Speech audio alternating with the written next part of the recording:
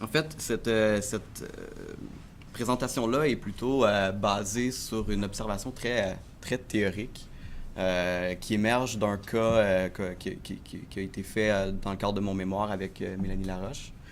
Et bon, donc on vous propose ça, c'est peut-être un work in progress. Ah, c'était pas censé apparaître dans ce sens-là. Bon. Donc, en fait, l'idée à la base, c'est de faire discuter deux courants théoriques qui sont pas nécessairement toujours en interaction, en articulation. Initialement, la première partie, c'est celle qui émerge du travail théorique qui a été fait dans le cadre de mon mémoire et à partir d'un modèle qui a été monté par Mélanie Laroche et Mélanie Dufault-Poirier sur les dynamiques de l'action collective. Donc, je n'irai pas dans le détail ici, le but c'est juste de présenter les deux courants en très grosses lignes. Donc, d'une part, on a un triptyque qui a été développé sur ce qui est considéré les dynamiques de l'action collective, de la mobilisation, avec l'identité collective, la socialisation et la démocratie comme les trois composantes de la mobilisation dans ce contexte-ci. Et la deuxième littérature qu'on essaie d'ajouter à ça, c'est celle sur les types de syndicalisme. Alors nous, on a décidé de s'orienter, il y a plusieurs possibilités toujours, il y a une littérature très foisonnante sur les types de syndicalisme. Et nous, on est plutôt sur un escalier entre le servicing, mobilizing et organizing. Donc, trois manières d'aborder le syndicalisme, trois manières de faire dans le syndicalisme et qui, selon nous, amènent une dynamique à l'interne qui est différente, que je vais élaborer à travers un cas. Donc, à la base, c'est une expérimentation institutionnelle qu'on a observée dans le cas d'un syndicat dans le secteur récréo-touristique à Montréal.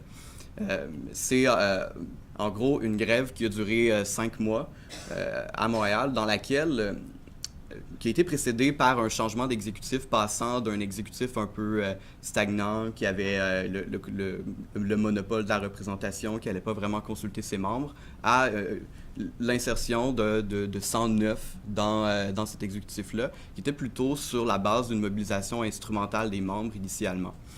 Et puis, quand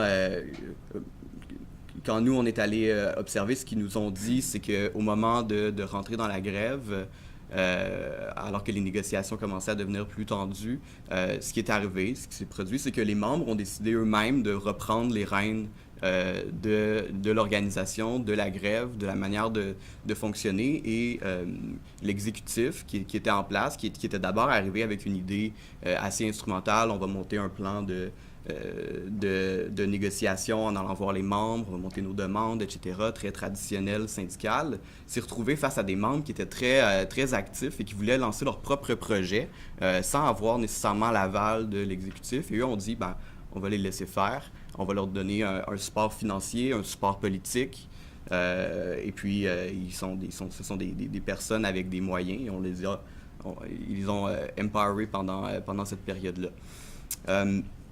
Ce qui les a motivés à agir de cette manière-là, c'est qu'eux ont voulu s'insérer dans la campagne pour un salaire minimum à 15 $. Donc, une petite recette ici, c'est eux se disent, et il y en a d'autres qui disent, les instigateurs de la campagne pour un salaire minimum à 15 $ au Québec. Ils disent que ce sont eux qui l'ont amené, le syndicat. Bon, je vois des gens de la CSQ qui me disent non, c'est nous. Mais bon, il y a beaucoup de personnes qui peuvent se dire que c'est eux. Bref, il y avait un momentum et eux l'ont saisi pour mettre de l'avant des revendications pour un salaire minimum à 15 $ et entrer dans une communication avec à la fois des syndicats, mais aussi des groupes communautaires, des groupes de la société civile, et donc essayer de créer une identité sur la base de cette précarité qui est immanente au marché du travail aujourd'hui, mais qui dépasse le cadre du lieu du travail. Et donc, c'est là-dessus que nous, on a observé une forme d'expérimentation institutionnelle.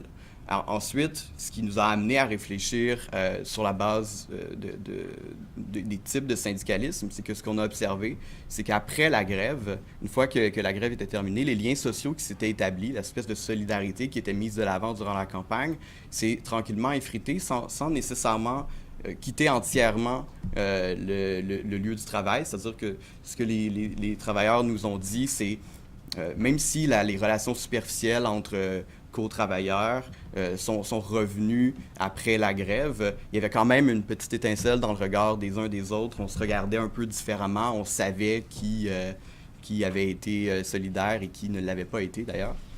Et puis ce qu'on a remarqué aussi, c'est qu'il y a eu une extraction du noyau de mobilisation. C'est-à-dire que les travailleurs les plus mobilisés se sont fait recruter par les centrales syndicales et ont quitté le lieu du travail.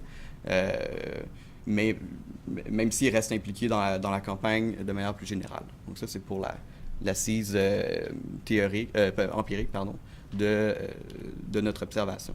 Donc, ce qui nous a amené à réfléchir en termes d'organizing et plus en termes nécessairement seulement de mobilisation au niveau local, c'est l'immanence, la permanence d'une précarité, d'une insécurité sur le marché du travail en général. Et donc, à partir de, comme Kevin et Madame Barry, Saint-Grand, merci, pardon, ou Geneviève, nous ont parlé, les conditions de la mobilisation de Kelly sont nécessairement présentes dans le marché du travail, mais il n'y a pas systématiquement une mobilisation. Et on s'est posé la question, comment est-ce qu'on peut renouveler les logiques d'action du syndicalisme de manière à construire des solidarités qui sont indestructibles, pour reprendre les termes de Jane McAuliffe.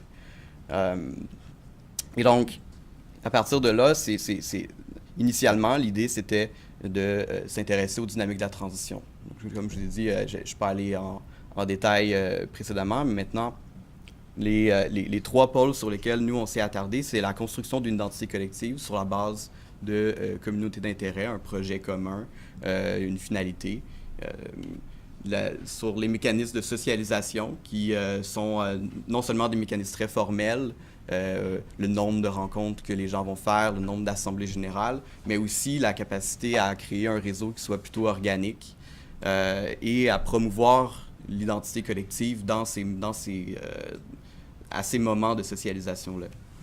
Ensuite, la démocratie, qui est le troisième aspect, donc la création de structures de participation, encore une fois, assez formelles, mais aussi une capacité réflexive et une capacité de maïeutique stratégique, c'est-à-dire comment est-ce qu'on est en mesure, à l'interne, de faire émerger une identité collective, de faire émerger une stratégie, de faire émerger une communauté d'intérêt par notamment la discussion entre les travailleurs.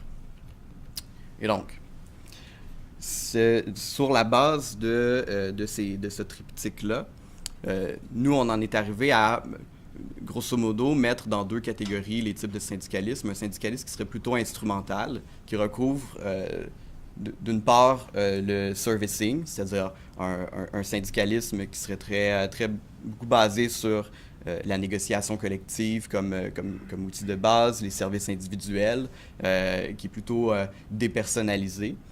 Empiriquement, ce à quoi ça ressemblait, c'était plutôt un syndicalisme qui favorise la paix industrielle à tout prix, une logique de concession, très peu de canaux de communication, ce qui était en fait, dans le cas que nous on a observé, ce qui se produisait avant le changement d'exécutif. Et donc, il y avait très peu de mobilisation dans ce contexte-là, très peu d'identité qui était créée. C'était pas l'intérêt. L'intérêt, c'était simplement les conditions de travail au jour le jour.